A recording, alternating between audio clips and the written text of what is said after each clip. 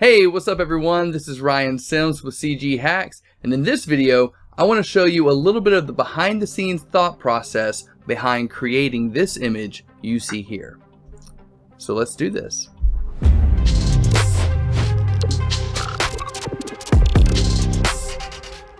Being a digital artist, I'm heavily inspired by cinema and video games. I've wanted to do a control video game photo shoot for quite some time now, and my thought process behind this was I'd like to create something that's visually stunning, and this game of course is visually stunning. The architecture in the game is just wow, and the color scheme, everything about it, so it checks off all those boxes for me, while also making it somewhat simple to recreate in Cinema 4D using Redshift, because I'm a newbie when it comes to that. So it checks off all the boxes for me, right? It's going to be relatively easy to create because it's just basic shapes and geometry. It's just squares and triangles and, you know, basic shapes and stuff that you learn when you're a child.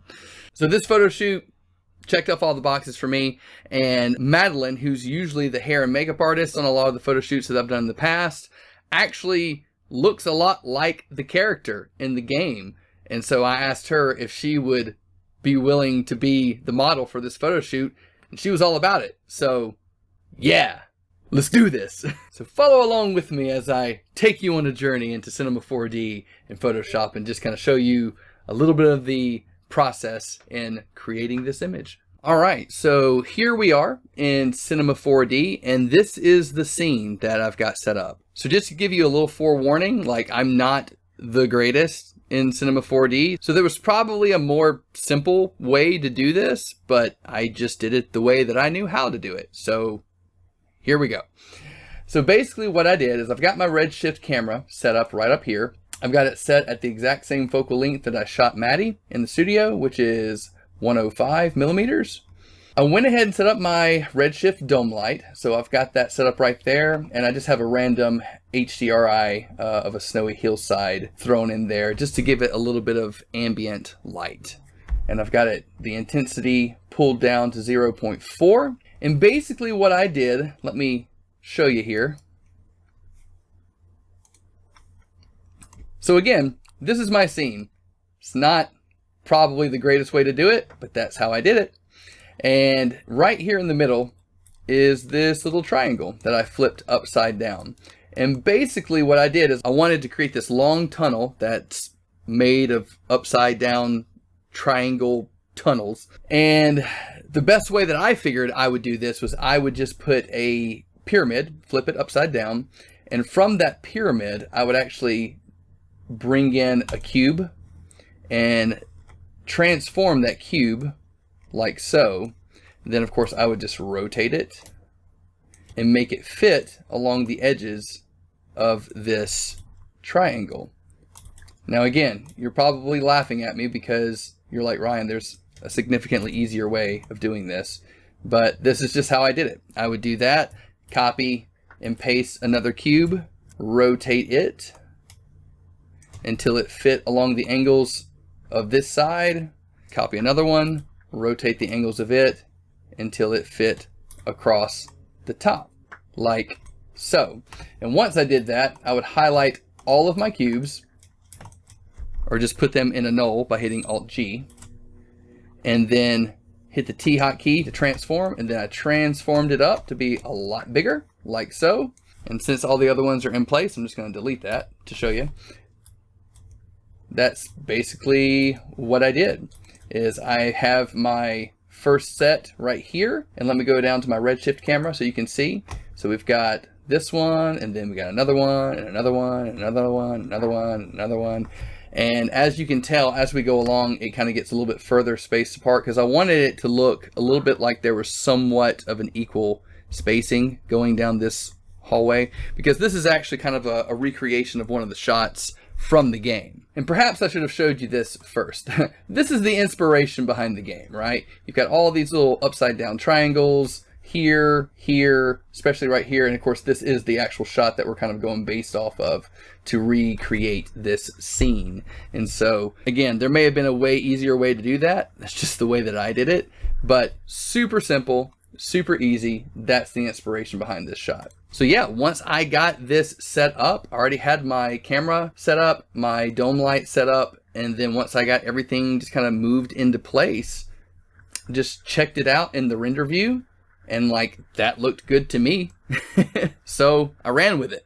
I rendered out this shot and popped over into Photoshop. So here we are in Photoshop. We've got our rendered image. You can see even right here, it's just like the outer edges of the square that I extruded to be like a long rectangle, basically.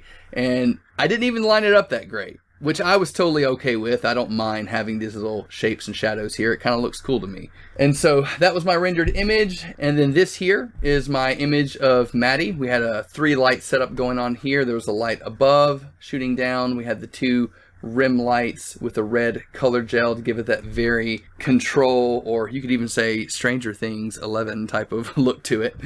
But that is the shot that I went with. And basically I did a quick cutout by using the magic wand tool, going over to select subject, hitting this little down arrow, and then going to cloud for a more detailed result, clicking that and then hitting select subject. And then once we got that selected, just went ahead and masked out the subject like so.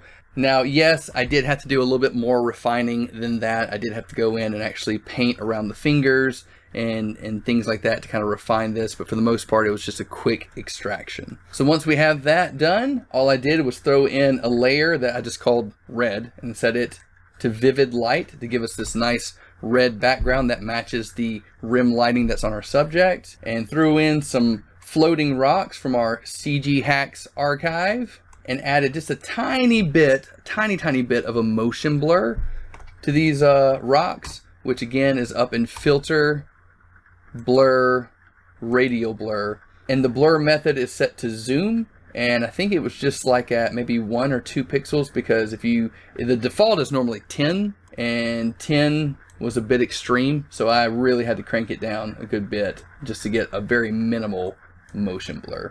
And yeah, that's pretty much it. Once I got the rocks positioned where I wanted them to be positioned, I did some color grading, and most of the time I color grade using selective color, and this is our finished result. So overall, this composite really wasn't that hard to accomplish. It probably took me less than an hour to complete. And if you notice in the video, when I'm in Cinema 4D, just kind of rearranging these long rectangular objects, they didn't have any material textures or anything on them. They were just normal gray shapes, nothing special, just with a little bit of dome lighting, and that was it. Just rendered the image, dragged it into Photoshop, and the lighting was already pretty dynamic on Madeline before we brought it into Photoshop. And I love making composites that are full body and you've got all this epic scene and there's so much detail and everything going on with it. But really, this was kind of a less is more scenario. You're focused in on the subject, it's zoomed in, it's at 105 millimeters. So you got a little bit of depth of field going on, and you're just kind of focused in on her. She's centered, you know, with her hand out. I mean, it really was just a quick, easy shot to create. Once we cut Madeline out and put her in there and just dragged the rendered image behind her, just made that image red with that vivid light layer, threw in some floating rocks and did some quick color grading with selective color, and that was pretty much it. I guess what I'm trying to say in all this is that it doesn't have to be the best CG render in the world. As you could see, this was just, I might even say, sloppily thrown together. And I felt like it turned out really, really great. And just, it was visually stunning. And my hope is that it's a faithful adaptation of the game. I know sometimes we tend to overthink things, and not everything has to be that complicated, and you don't have to be that good. Like, I'm not that good at Cinema 4D yet. And so I'm learning as I go. Just to reiterate, we're all about hacking your workflow, cutting that time in half. It's what CG Hacks is all about. So I hope you're able to benefit something from this video. Less is more. You don't always have to be the best at something to make something really great. So if you like this video, please make sure that you hit the like button, subscribe to our channel. For more info on the assets and tutorials, be sure to check us out at cghacks.com. Let us know what kind of videos you'd like to see, because we'd love to make more content specifically for you. So with all that said, create less, say more. Nope, that's not right. Create more, say less, stay creative.